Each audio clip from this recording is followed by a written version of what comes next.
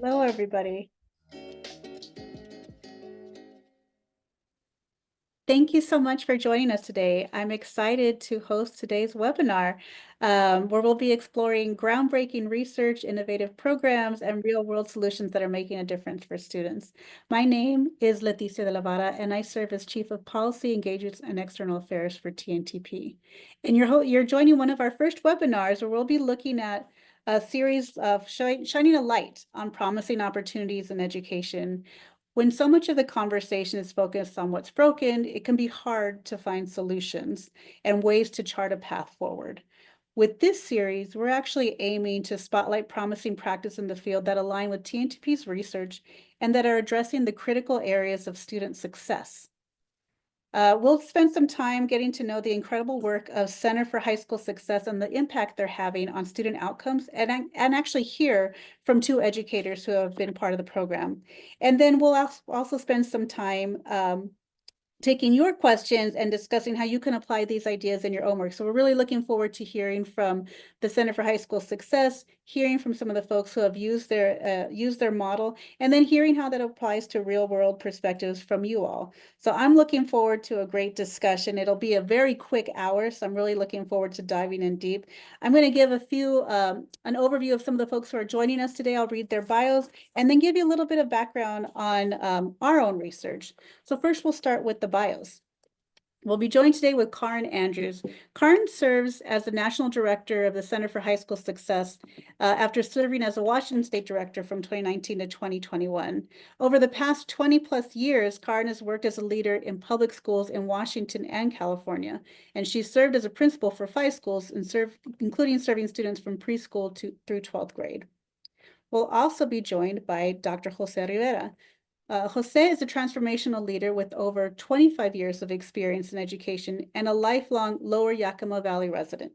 He currently serves as the Assistant Superintendent of Teaching and Learning for the Grandview School District and Community and Learning for the Grandview School District. He currently serves as the Assistant Superintendent of Teaching and Learning for the Grandview School District and Community. And then finally, our guest will be Mr. Jeronimo Alvarez, who's a passionate educator, originally from Colombia, who brings a unique cultural perspective to his role as a school leader in the U.S. He's currently the assistant principal at Montebello High School, a Title I school in Denver, Colorado. And their partnership with CHSS has raised on-track rates from 65% to 82%, a 17% jump. That's phenomenal. Those will be our guests for later this afternoon. But first, I wanted to share a little bit about TNTP and our work. And really get into who we are as a country in terms of education. So America intends the education system to be the cornerstone of the nation's success, the great equalizer propelling every generation beyond the one before it. But we haven't always delivered on that promise. Income mobility has been on a steady decline since the 1940s. Today, only half of young people grow up to earn more than their parents, down from 90% in the 1940s. And today also, education does not equip every child for the tools they need to thrive as adults. Jobs are changing. Some experts estimate that 85% of the jobs that will be available in 2030, in 5 years, haven't yet been invented.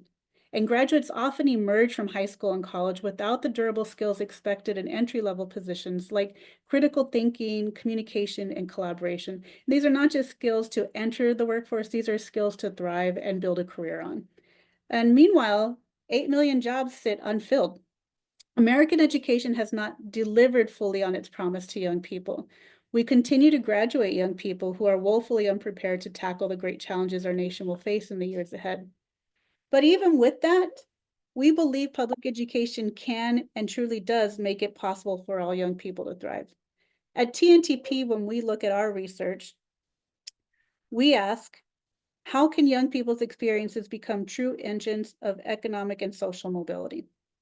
In 2024, just last year, we published a report, Paths of Opportunity, laying out our hypothesis that it's a combination of 5 factors that will create widespread access to economic and social mobility. So not just talking about what happens in the classroom, but what happens so that kids can thrive when they become adults. And what we found is that young people need a strong academic foundation that enables them to learn on grade level, They also need career-connected learning to build the skills and experience for evolving careers so they can navigate life's changes as they grow into adulthood, and opportunities to build social capital and activate networks to advance goals. It's not just what's happening in the classroom, it's what's happening in everyday interactions, the mentors, the peers, the role models that surround the child's experience, and also the personal support in their lives to navigate towards goals and stay on track. And lastly, but even more important, even as important, is a civic and community engagement to participate fully in society and shape a better future, understanding how they contribute to the broader whole. We were not surprised when we did our research on this paper that strong academic outcomes make economic mobility much more likely. In fact, young people experiencing poverty are more likely to earn a living wage by age 30 if they have strong academic outcomes in high school. But far too many students fall behind in school, and most students who fall behind, unfortunately, stay behind. But when we looked at our schools for this report, we saw some schools that bucked the trend, and we wanted to know how. We wanted to really ask, how do some schools not only help students catch up, but help them thrive? We studied 7 trajectory changing schools. Before we visited, we actually wondered, like, are these going to be schools that have this unreal expectation of perfection? Is there something that they have that is not scalable, is not replicable? Is it just unique to them? Instead, actually, what we saw was far more replicable. Trajectory changing schools focus on doing 3 core things well. They create a culture of belonging so that all students understand and know what's going on. They deliver consistent grade level instruction, and they create a coherent instructional program. They weave all this together. So it's both understanding what the students need and the climate that the students need to be able to excel, but also ensuring that that climate is one of consistency and coherence. These focuses areas may seem like common sense, but their cumulative impact is profound. As educators and system leaders continue to be inundated with new and competing priorities, these 3 focus areas offer schools much needed permission to simplify with focus, to stay focused on what is needed for students to thrive. And that's what this webinar series is all about. We've asked the high school success to join us to outline the on-the-ground practical steps they've seen work and show how they've made academic success happen in the communities they work in. So with that, I'm pleased to pass the microphone to Karen Andrews, the National Director of Center for High School Success. Karen? Thank you, Leticia, for that great introduction. First, I want to say thank you to TNTP for being a beacon for what works in education nationally. The Center for High School Success is honored to be invited to share our work that is aligned so closely with TNTP's Opportunity Makers research. Across my 20 years of being a principal and my 6 years in my current role, working with high schools across the country, this approach to 9th grade success is the most effective way that I have seen to change outcomes for kids in high school. It delivers strong results across all student groups and in all kinds of high schools, rural, urban, large, small.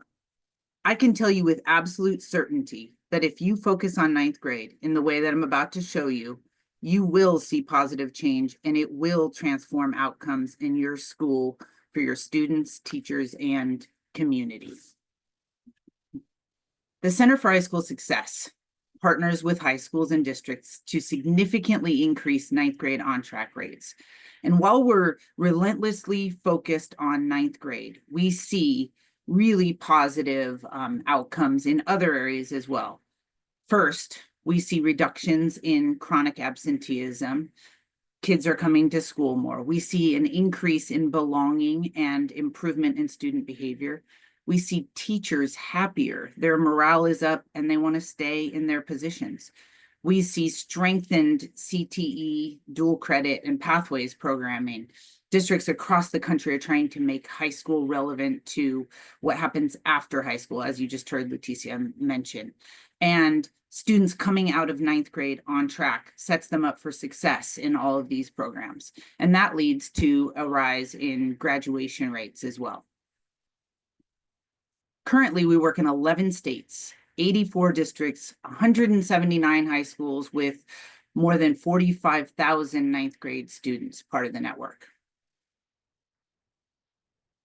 To be clear, the ninth grade metric that I'm talking about is defined as a ninth grader is on track if they complete a quarter of the credits needed to graduate and fail no more than one class. And the reason this metric is so important is because when a student finishes ninth grade on track, they are 3 times more likely to graduate high school.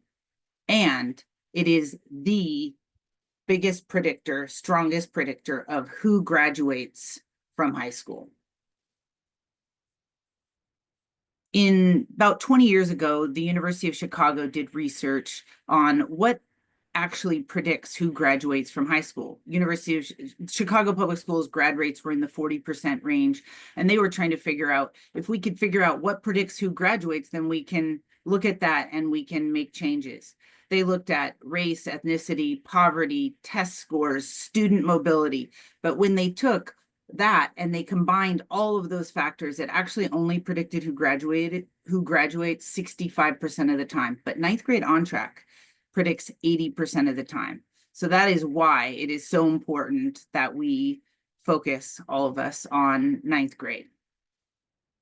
The reason why it's hard is because the likelihood of failure increases. Ninth graders are 3 to 5 times more likely to fail a course than at any other year in their academic career. And they come to school less. Their time in class decreases. Ninth graders miss school 3 times more than they did in 8th grade, and their unexcused absences quadruple. Given the challenges and the stakes that are attached to improving outcomes for ninth graders, here's the evidence-based way to do it. Let me take you through our roadmap. The roadmap is organized under 5 primary drivers for ninth grade success. The first is data. We start with data because it's truly the foundation of the work. When we talk about data, we mean real-time data, real-time grades and attendance. We also look at end-of-term grades, quarter and semester data, but we want data that it's updated as teachers enter grades so it's actionable. If we wait till a grade is posted on a transcript, it becomes autopsy data. Yes, we can learn from it, but the damage is done in most cases. By looking at the most up-to-date data weekly, we are able to identify students who are attending 80 to 90% of the time and failing 1 to 2 courses. This means they're passing 4 to 6 classes. This is where the team, the second driver, comes in. The ninth grade success team. In most high schools, teachers don't know how students are doing in other classes other than the ones they're teaching. They only know that data point, and that's by design. But by assembling a team of ninth grade teachers, administrators, and support staff to meet and look at this group of students, often known as Tier 2 students, teachers are able to talk about what's working for students and learn from each other. So often high schools center content or departments, math, social studies, etc. In elementary school, classroom teachers see every student from the moment they walk into the school and how they are after lunch, how they are in math, reading, science. They know the families well too. Students are seen across their day and then across the whole year. They're seen as people as well as learners. This can be lost in high school where content is centered. And the ninth grade success team structure brings that back to the center so students can be seen and known across subjects and across the year as people and students. That brings us to interventions. By using protocols, the teams are able to clearly identify what the root cause of the struggle is for students. This allows them to collaboratively choose a proactive, quick intervention to bring students back on track. The interventions chosen are within the locus of control of the team. Next, the transition. This is the part where kids, how do they transition from middle school into high school successfully? And if it's done purposely and well, it is actually an opportunity to create belonging. Even in large high schools, and we work in some really large high schools, up to 3,000 students, it is possible to create small, personalized communities of kids that share the same core teachers and the same space in the building. The master schedule is a key tool in setting up cohorts of kids as well as teams of teachers who share common planning time and the same students. We also support schools with implementing a high school 101 or ninth grade seminar class that can be done also during advisory. This class teaches kids the skills needed to be successful in high school, executive functioning skills like organization, advocacy, goal setting, progress monitoring, how grades and credits impact the future. Many of these skills are identified by the ninth grade success team in their meetings as they see patterns of why kids are struggling. This, combined with intentional summer transition programming and family engagement and outreach, can create a smooth transition into ninth grade where students feel like they belong right from the start. The last primary driver is instruction. And as Leticia mentioned, and as you know from the research from TNTP, consistent instruction within each subject area, like all algebra classes taught by different teachers and all ninth grade language arts classes, as well as consistent practices across ninth grade classes, like different subjects, that include similar routines, expectations, grading practices, assessment. They give ninth graders the best chance for success. Often, kids come into ninth grade and they have to navigate 6 to 8 different, completely different ecosystems and sets of expectations. One area we specifically focus on are grading practices. They're an important way to look at consistency within subject areas as well as across the grade level. Through consistency and coherence, like the TNTP study shows, students are set up for success. I want to go to the next slide where you can see the whole roadmap. You can see a list of approximately 84 specific strategies attached to each of the primary drivers I just talked about. Our coaches, they're the key here. They support schools in intentionally implementing the roadmap over time and in phases, honoring what schools already have in place, because we know schools have some of these pieces already in place. They're just not always aligned and intentionally connected. This is not a cookie cutter approach. I want you to take a look at the roadmap later and you'll be able to see the details. It's on our website. So the way we work with schools is first through training. We do an institute to really ground folks in the research, the why, the what, and the how, a little bit of what I've just talked about. Next, intentional side-by-side coaching, but by people like me, former high school principals who really know what it's like to sit in the seat where there is chaos, where there's so much going on. Our coaches help hold steady and really build capacity in the schools in teacher leaders and school leaders and teams of ninth grade staff. We also set up local collaborative opportunities, networks where folks can get together in schools and talk about common problems and learn from each other. I've talked about the data analysis piece. We have our own dashboard that schools and districts can access and look at their progress and break down where they're struggling, where they're succeeding. And we have a whole suite of tools and resources that our coaches use with schools that are attached to the roadmap. Next, I want to show you this works. Like I said, the impact is clear.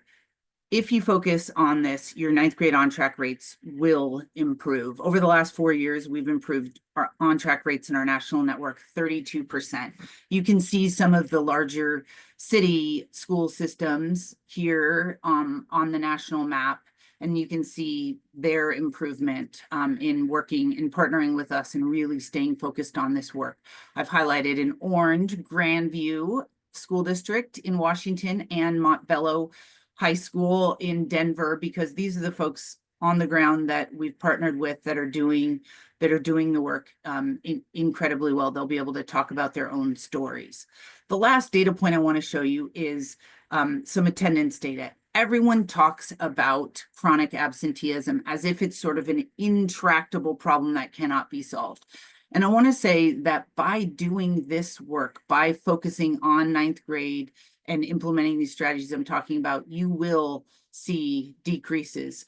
We saw in 1 year a 21.3% decrease in chronic absenteeism and an increase in the percent of students who attend school 4 to 5 days. And that's the sweet spot where we can make a tremendous difference and get all students back on track. In fact, a 34% increase.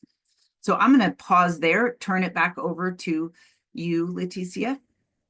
Thank you so much, Card, and thank you for a quick but really thorough overview of the program, particularly those last two data points about the impact on attendance at such a pivotal age, right? At that high school age. I want to just let folks know I love seeing the emojis come through while you were talking, Card. I don't know if you saw them, but it was great to see people reacting in real time. We will have some time for questions, so I want to make sure that you all take advantage of the Q&A button at the bottom of the Zoom screen and put in your questions there. But while folks are doing that, I want to make sure also that I ask you a couple of questions, Karin, and take a point of privilege here. When you shared your roadmap, it was such a clear alignment to what we talk about in terms of the importance of coherence, consistency, and belonging. I'd love to hear from you about how you feel that played a role in driving the ninth grade success in the programs that you do. Yeah, definitely. I found actually in when I read the study, just it resonated so deeply because I think what often happens when students transition to high school is it feels impossible to create for them to find a place of belonging, and for big high schools to create a place where kids feel known, seen, and their individual needs met. And I think what we do to create that culture of belonging is to help high schools create those smaller communities within, where teachers share the same students are together navigating through their classes, where when students start to struggle, they're not on their own. They immediately, this team of teachers sees what's going on, is able to delve into why and to address it quickly, right? So that right there allows for students to feel like they can be successful instead of getting behind, getting an F on their transcript that can't be replaced, and starting to feel like this is a place that I can't succeed. So I think in terms of belonging, that part is huge. Just systems to create the ability for students to be known. The other thing around consistency is, like, you know, when you all talk about that, you say deliver consistent grade level instruction, right? When kids come in to high school, they start in high school classes and often just right in at that ninth grade level without being known for sort of the needs that they have. We work with schools to look at eighth grade data because there are predictors of which kids will likely struggle. And so to connect early, form a relationship, and make sure that these kids have the support that they need when they start high school.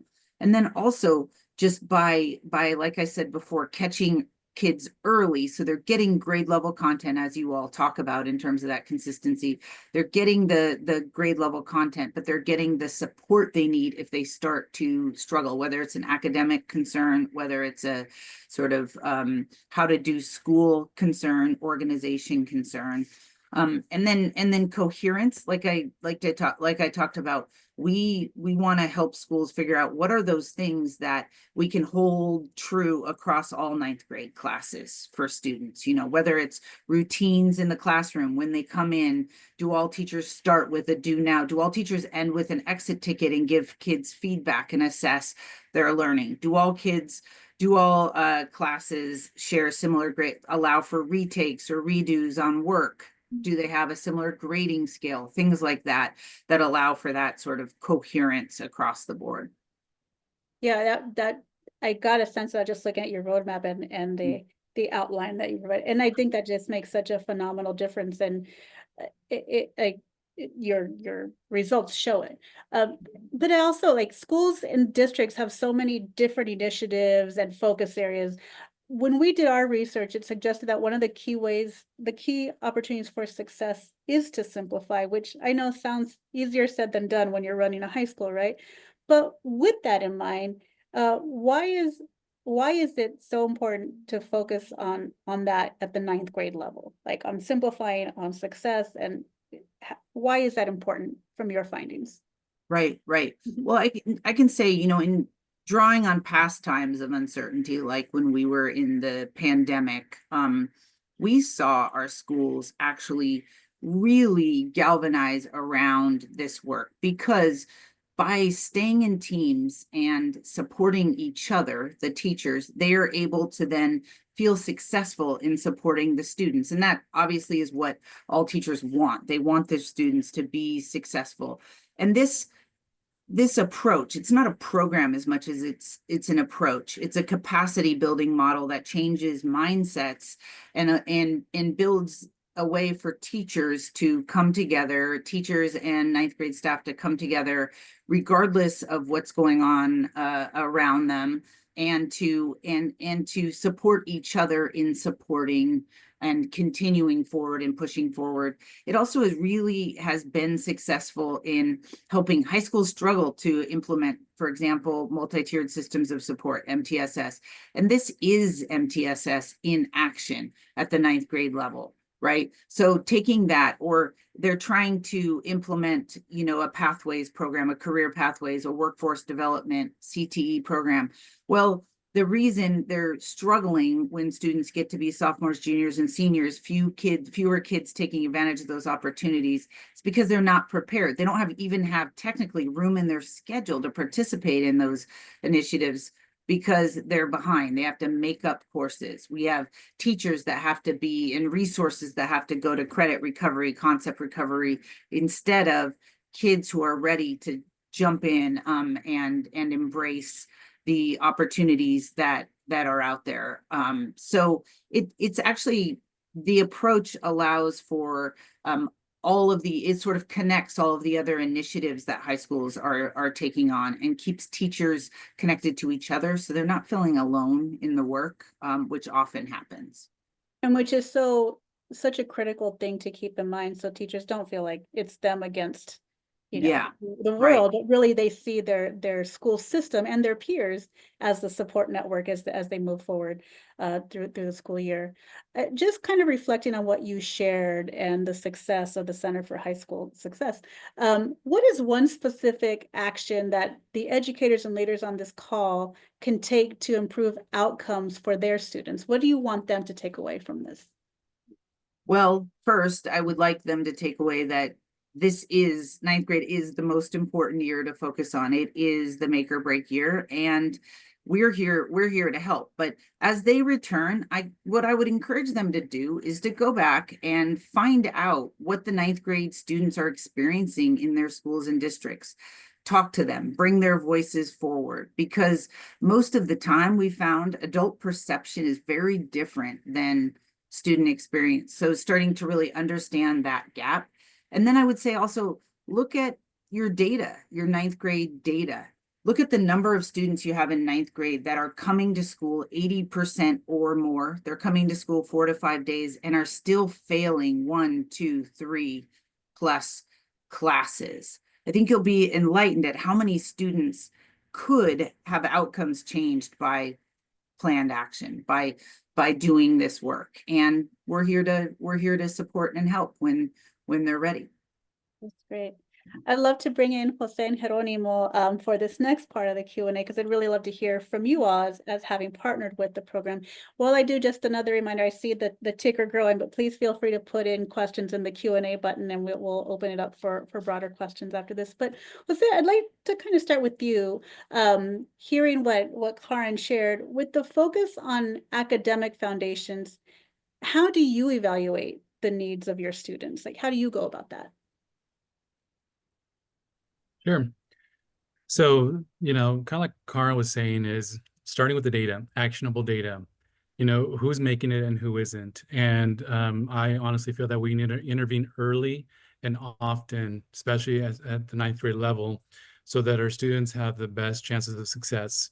If we wait till they're, juniors and seniors, we're just being reactive. But when we take a look at the actionable data at the very beginning, ninth grade, eighth grade years, we know that we need to intervene, and then we get creative in terms of how we support our students. And so that's one of the ways that I analyze our students is looking at the data, who's on track and who isn't. That's a big indicator.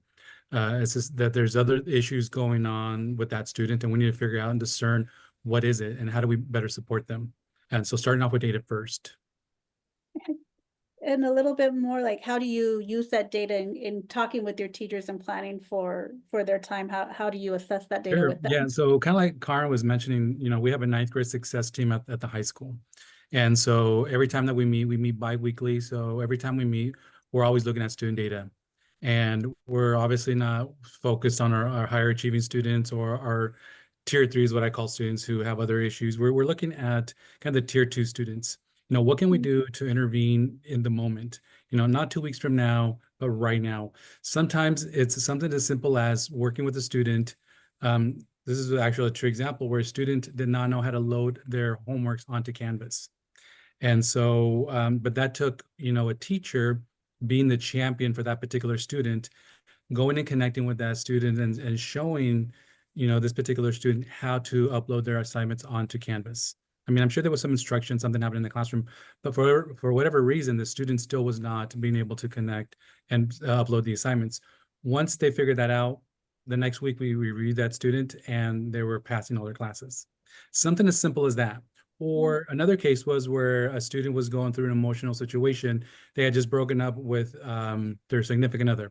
And so just some coaching, some social emotional support helped that student get back on track. So it all depends on that particular student. But we start with the data. We start with the team looking at the data. There's a kid talk protocol that we were exposed to and we have implemented in our school. And so it's not just, okay, who we're going to pick, teachers bring students forward and we talk about them. And we always start with an assets-based approach. Like, okay, what can Jose do? What are the rocks that Jose has right now? And then what are some of the limitations and how do we support Jose be successful? And then there's a teacher who champions that particular student because they have a connection. You talked about that sense of belonging. If kids aren't seen, affirmed, or validated or uplifted, then they're not going to want to come to school. I'm a firm believer that kids will always vote with their feet, meaning that if they're not being celebrated in school and just tolerated, they're going to go somewhere else, right? They're not going to go to school. They're going to hang out in the halls. They're going to go to the bathrooms. Right. They're going to do everything but because kids, they want to be, affirmed, seen and validated. And so it's important that we create that culture of belonging with our kids. And so, I mean, the Kid Talk protocol is one way that we've learned from the Center for High School Success that really focuses in on that one student, and there's a champion, and then we go back and review that student or check in on that student the following week. And then there's a new student that we look at. And obviously we can't do all of them at the same time, but we pick 2 or 3 students. We work with those students for a week or 2, and then we come back and review, and then there's new students. And so because the way that we're going to move the system or move the needle is one student at a time. One student at a time is how you move the needle for kids. So it's great examples, and I really appreciate it. The voting with your feet happens at all levels, right? It does happen in the classroom, and there is a reason why folks may opt to skip the class. And sometimes it is as simple as, I don't understand how to upload. And if you think about just taking the 5 or 10 minutes to explain that, could have probably impacted a year's worth of academic loss because they're just like, I don't get this, I don't want to do it. Really, really great examples. Thank you for that. Given the folks who are on the call, I'd love, what guidance or advice would you give to other superintendents trying to improve their 9th grade on-track rates? Look at the research. This is probably one of the strategy that works across the country. Over 20 years of research from the University of Chicago. I actually had the opportunity to go to the University of Chicago and go into some schools in Chicago and observe the 9th grade protocol, the Kid Talk protocol in action, and be able to, to converse with an administrator and teachers, part of that team. So looking at the research, looking at how you can team, how do you create that 9th grade team? Because it's not just, it sounds simple, but it's very complex work because you do as a principal and as a superintendent, you have to pick the right teachers to be on that team. You have to work with your administrator at the high school level to embrace this mindset of 9th grade success, that it is a make or break year, that if we really focus our efforts on 9th grade, you're going to see it pay dividends down the road. We're not going to be reacting so much at 12th and 11th grade, trying to get kids, across the finish line. And so I think just, partnering with the Center for High School Success, looking at the roadmap, again, it looks linear, but it's really windy and messy and complex. because you're dealing with human beings on a daily basis. You're dealing with principals, you're dealing with teachers, department heads, parents, and more importantly, the students, right? And so nothing's very linear. It's always it's messy work, but it's the good work. Having tough, courageous conversations with some administrators, with some teachers, just around the mindset of giving zeros, right? If you give a kid a zero, they're never going to get out of that 1 0. It takes, I think, 10 A's to get out of to counter that zero. And so just having conversations with teachers around that, and just knowing that kids are not, they're physically, they look like adults, but they're still kids. Their frontal cortex hasn't fully formed yet. And so we do need to be very explicit in teaching them how to upload things onto Canvas, how to track your assignments, due dates, all of these things, showing up to class, sitting in the front row, asking questions, that you do belong there, because for a lot of our students, imposter syndrome is very real for them. They still feel that they don't belong, especially for our students of color. Because we know, and you kind of started off with the education system wasn't designed and built for those students. And so sometimes they feel like they don't belong, and that's why they vote with their feet. But if we do create that sense of belonging, we do give them rigorous content, grade level work every day, all day, and we're consistent. And that we know that it's a long-term trajectory. It takes 18 years to get a kid with all the skills, knowledge, and dispositions to be successful, to go on and do whatever they wanted to do after they graduate, right? And so just changing the mindset, I think, is going to be very, very important. And Karin talked about the coach, having a coach alongside you. By trade, I'm an elementary trained person. I was an elementary parapro, elementary teacher, elementary principal. Now in central office, I deal K-12. So, if I can understand and wrap my mind around high school and how complex it is, but focusing on ninth grade, if I can do it, anyone can do it in my mind. Yeah, thank you. And I appreciate you saying it definitely is not linear, but that doesn't mean it has to lack consistency or coherence. And actually, Right. because it's not linear, you really need to lean into that. What is the consistent experience, not just for the student, but for all the academic team supporting that student throughout their time in high school? Thank you for that. Jeronimo, I want to shift to you. As you implemented the Center for High School Success program, how did you track academic goals and check in on teacher progress? Thank you, Leticia, and thank you to TNTP for giving us this chance to showcase the work that we're doing here at Montbello High School and through our partnership with the Center for High School Success. Well, we do multiple things, but I think one of the key things that we do is definitely keep track on academic performance. We look at student data on a weekly basis, and our ninth grade team is looking at both quantitative and qualitative data as to how our students are doing. And then based on that, we come up with a selection of students that are those tier 2 students that Jose was talking about. And then based on that, we have our Kid Talks protocol, where we are having asset-based mindset conversations about our students. And then we come up with interventions that will support them in a timely fashion. I think that's been what's moving the needle in our school. Additionally, our instructional team really looks at that academic performance data, and they definitely have courageous conversations with our teachers regarding fairness in grading and grading for equity. Just looking at examples of kids that have 100% attendance rates, but they have an F in class. And then we dive into looking at what the grade book looks like. Do we have 30 assignments for that student? And does the student feel at a loss as to how to be at a passing grade in that class? And then what do we do about that? I think that's the key point. The data is something that you cannot really fight. Let's say it's black and white, and it really has this work really has shifted our approach to how we talk about kids from a very narrative approach, or story of how Pedro is doing, let's say, to a very concrete conversation as to this is exactly how the student is doing, and this is exactly how what we need to implement to support that student and make sure that they're succeeding. I really appreciate that.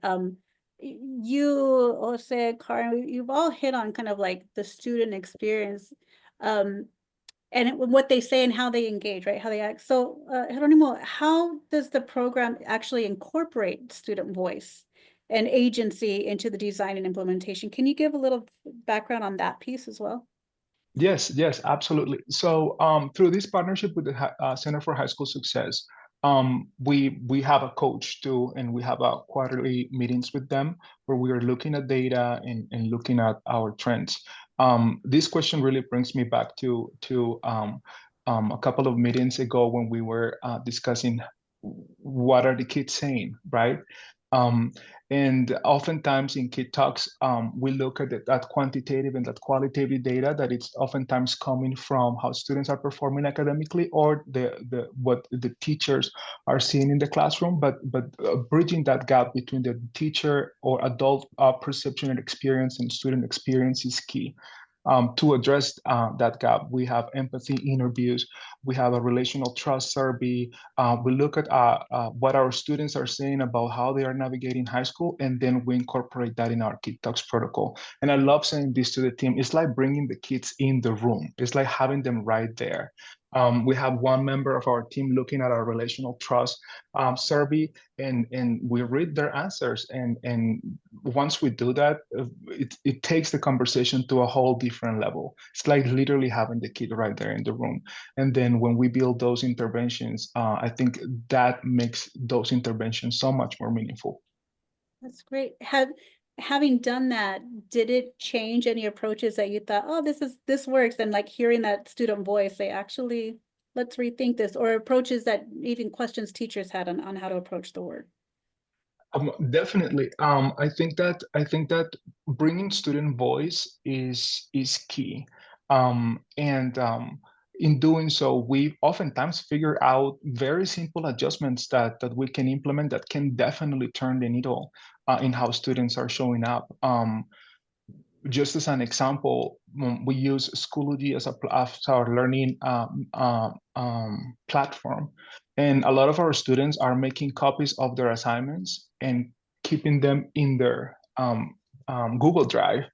Our ninth graders are forgetting about hitting the submit button for an assignment. So they have a lot of missing assignments. And it was just as simple as having a conversation with the student and asking them like, how do you feel you're doing, or what are you struggling the most? And kids telling us, I don't understand, I'm doing all my work, but I still have an F in that class. And then going and talking to that student and all right, let's look at what you have, and then just finding out simple tweaks like that.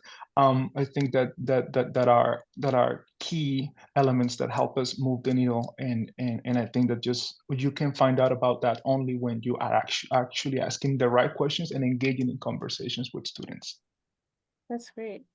I don't know if you all can see the tracker, but we've got quite a few questions. So I'm going to actually open up to the audience portion of the Q&A a little bit early because it seems like we've got a lot of fruitful questions. But anything before we do, anything any of the three of you wanted to layer in that we didn't hit on, or that came to you hearing from the others in their comments?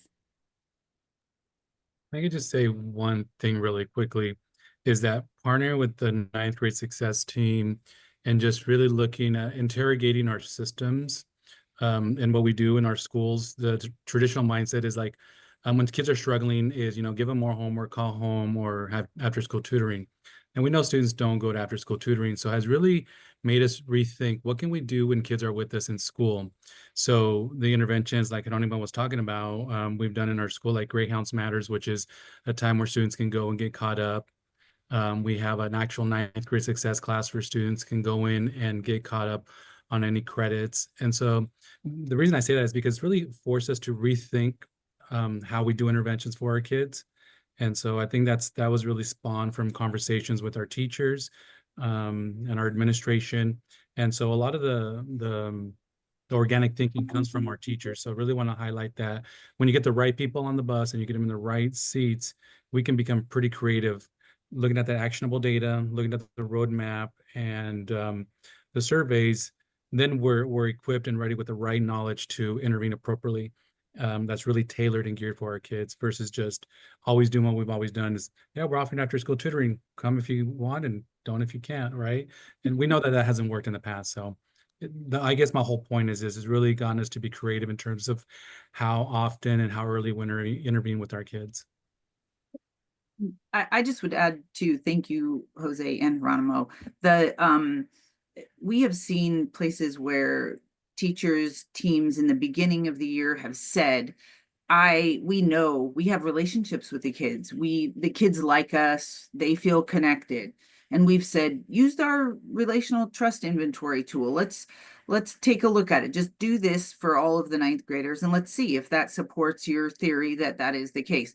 And it came back in one particular case I'm thinking of, where only 20% of the kids actually said they had an adult that they trusted or felt they had an authentic relationship with.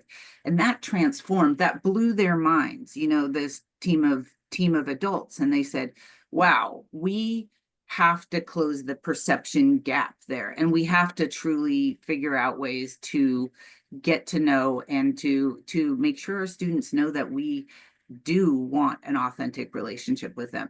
But if you just go with what you think and not listen to what the kids are saying and have systems to do that.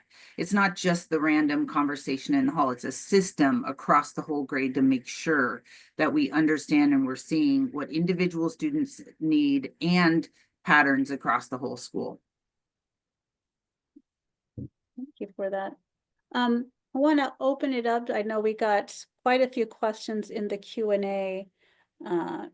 We'll open it up to that section. Christina, if that's okay. We have so many great questions coming in, and I just want to thank all of our participants who have been engaging and really thoughtfully providing questions for us. We will not necessarily have time to get through all of them, but I just want to say to keep the questions coming because we will follow up and try to connect with as many of you and answer as many of these questions in our follow-ups as well. But to get us started, we've had a couple of questions come in around trying to get the buy-in needed across the school to do this work. So a couple of folks have noted that trying to get that engagement and buy-in from leadership can be tough, or that there are budget constraints. And I'm curious if you can speak to perhaps Karen yourself, but then Jose and Geronimo from the school level, how have you found success generating that needed alignment and interest across school leadership?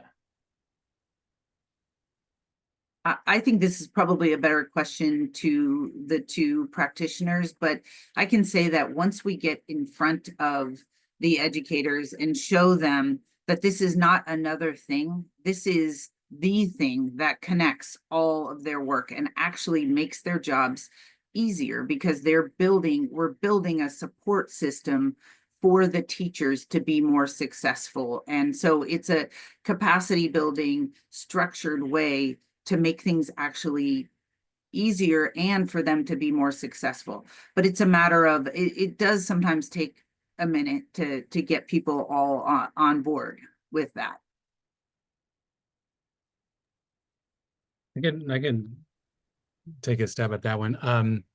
So when you look at the research, you can't argue with the research. So if a student is not on track to graduate at the end of ninth grade year, they have a 23 or 24% chance of graduating with their cohort in 4 years.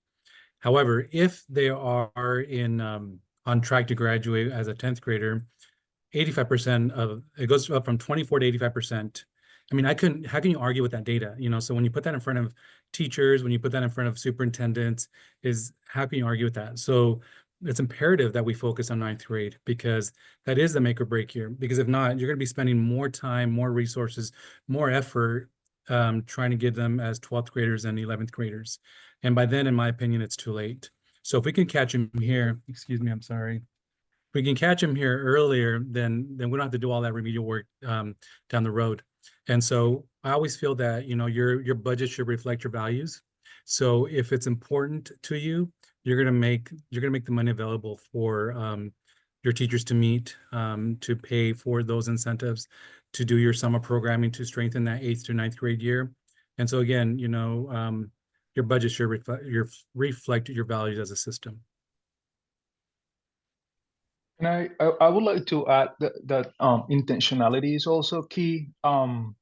Intentionality in programming and what the, let's say, behind the scenes need to look like for this work to be implemented, without really because yes, there are some needs that need to be addressed in terms of budget, but for us as a school, It was a matter of really intentionally picking the teachers at the beginning and allowing time within our master schedule for us to have the team meeting. It was really, really achievable. We were very, very surprised as to how doable that is. And then as far as the wheel bucket goes, I think that it's key to show teachers that that space not only allow us to support our students, but it's a great space for our teachers to grow in their own practice just by listening to how they are or what they're implementing in their class for supporting a student has really have some teachers going like, wow, I didn't know that you were doing that. What a great idea. Let me snatch that. So we have a interdisciplinary group in our Kick Talks, not only teachers that teach our ninth graders, but it's also our ninth grade dean, it's also our ninth grade psychologist. So it's a space really where we all learn from each other and in the name of what's best for our kids. And I think that really, really increases the buy-in. Thank you all. We also have a couple of questions that have come in on the topic or the theme of creating independent thinkers, students who really have agency. And a few times this question has been tagged to, how do we know that we're setting these students up and giving them the skills necessary to achieve success on their own? And in some cases, one of the questions even says, beyond school. So thinking about their futures and college and career.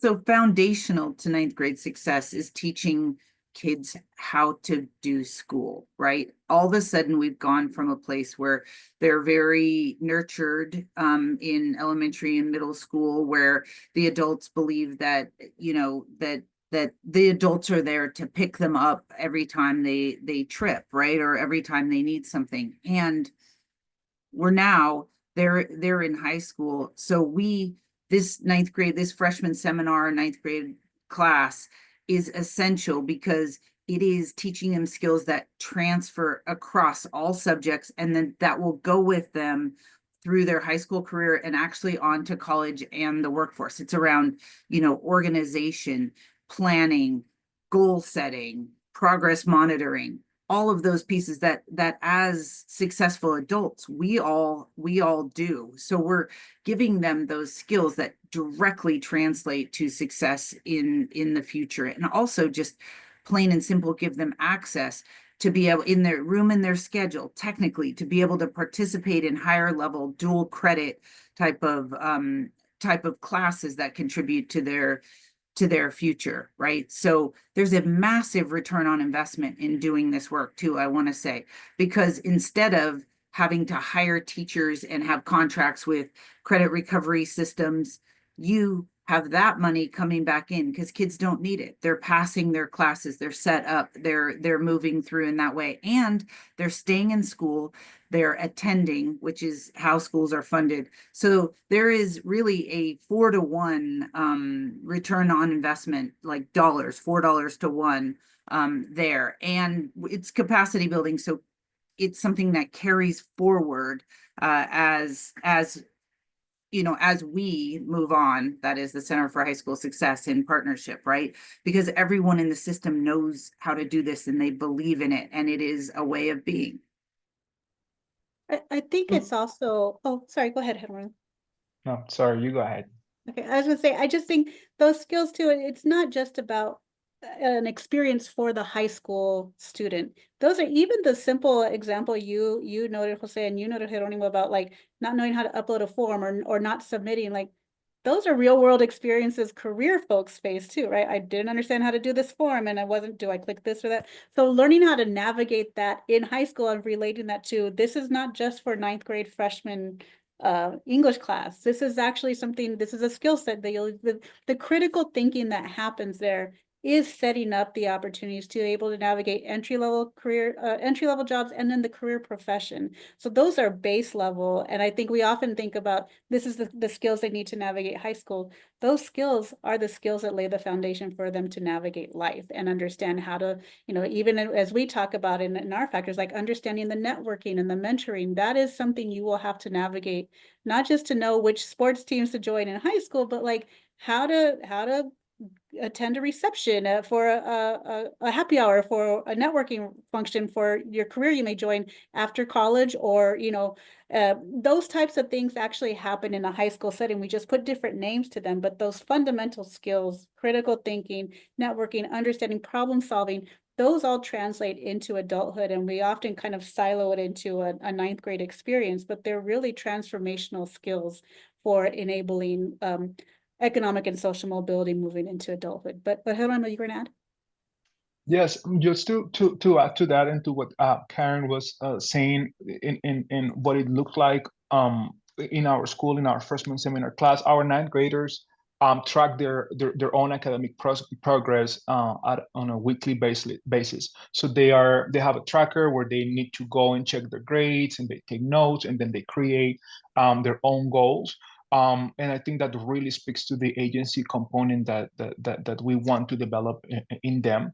But also we develop, or we support them with how to be assertive, how to write an email to a teacher and advocating for themselves and asking them, hey, Mr. X, I noticed that my grade is still an F. I have just submitted this work. Please let me know if there is anything else I need to do. So that part in freshman seminar has been key for us to really turn the needle in our ninth grade on track. I'm going to try to squeeze in one last question. We have just a couple minutes left.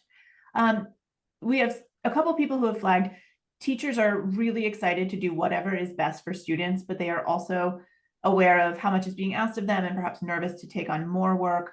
And so to put it a different way from another participant who asked a question, what are some of the critical mindsets needed from coaches and teachers and school leaders in order to do this work well? Well, mindsets can be developed and grown when looking at data, by following the protocols, looking at the data that's in front of them. We see people come to the right mindset, to a growth mindset, to a mindset that is a team-based, problem-solving, strengths-based approach. I don't think it takes everyone coming to the table already having that mindset, because the tools that we have and the approach that we have will bring them with their peers into seeing the need and the ability to have that sort of positive growth mindset. But it's the data and the teaming that brings people to that place, in my opinion. And I guess also I would say, if you talk to teachers that are doing this work, they will say, this started out as something I wasn't sure I wanted to do because it seemed like it was another meeting, right? But then once they saw that actually it makes my job easier because I didn't know what to do with this student or that student, various students across in my classes, and these folks are seeing success with them. They can tell me what it is that I can do with this student to make it, to change outcomes. And then it becomes, they need each other. They see that it actually makes them better as teachers, them happier because they're more successful. As you said, everyone wants to be successful, every teacher. So it becomes a support, not an extra thing, so it may start out that way, but it will grow to be something that everyone wants to be a part of. And in fact, your 10th grade teachers will start saying, well, what about us? Why aren't we teaming? Why aren't we doing a 10th grade team in 11th grade? So it's contagious. Success is contagious. That's great. That's a great point for us to stop on. The time flew by, but really, Karen, your last point, just evaluate. So you lift up one, we all rise, right? So, and it's great to see, like, when the 9th grade cohort sees it, then the 10th grade, well, what about us, and how do we build that too? Because that actually supports the students through their trajectory through the high school experience, and teachers then themselves feel supported and like they are part of a team moving towards academic excellence for their students.